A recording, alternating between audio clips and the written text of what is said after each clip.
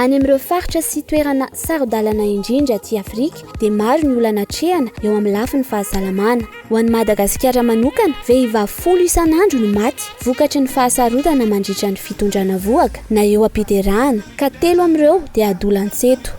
Teo aloha, sarotra ho an'ireo mpiasan'ny fahasalamana toa ny Rasazy Andrianirina-Bodonavalina, miasa ao amin'ny tobim-pahasalamana CSB2 Andonabe, distrikan'ny Mananjary, faritra Vatovavy, ny niatrika ny fahasarotana toy ny fahaverezan-dra Beloatra ao aorian'ny fiterahana. Nanana fahasarotana teo amin'ny fandraisana tanana andreo vehivavy tratry ny fahaverezan-dra eo am-piterahana satria voapetra ihany ny fanafody azonay nampiasaina tamin'izany. Dia amin'izao fotoana izao efa nahazo an'ilay produit vaovao carbetocine sy acide tranexamique dia tena nanampy anay amin'ny fampianana ny fahasarotana.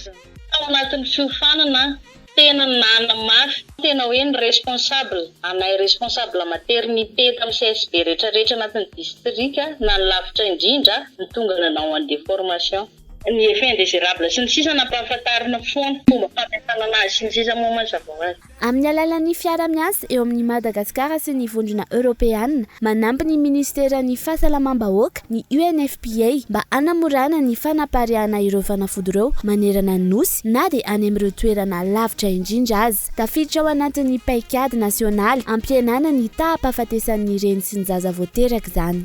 Nanampy anay ilay izy ary tena manamaivana ny asanay andavanandro satria rehefa avy mampiasa an'ilay carbetocine anay dia ny henany tany fahaverezan-dra be tsisy intsony izany ny hémorragie. Niaraka tamin'ny fanohana ny vondrona Europeana sy ny UNFPA no nahafahana nampihitatra tsikelikely ity tetikasa ity. Ny fiara-miasa amin'ny Ministeran'ny Fahasalamam-bahoaka sy ireo tompona ndraikim-panjakana no niantoka ny fahafahana ireo tobim-pahasalamana rehetra, eny na dia any amin'ny faritra lavitra sy sarodalana indrindra aza ny sitraka ny fanavozana. Vehivavy an-tapitrisany manerana ny nosy ankehitriny no afaka misitraka ny fitsaboana ara-dalàna sy fanafody vonjy-aina noho ny fiara-miasa ny Ministeran'ny Fahasalamam-bahoaka, ny vondrona Europeana ary ny UNFPA. Izany dia entina hanafainganana ny fanatrarana ny tanjon'ny fampandrosoana lovanjafy.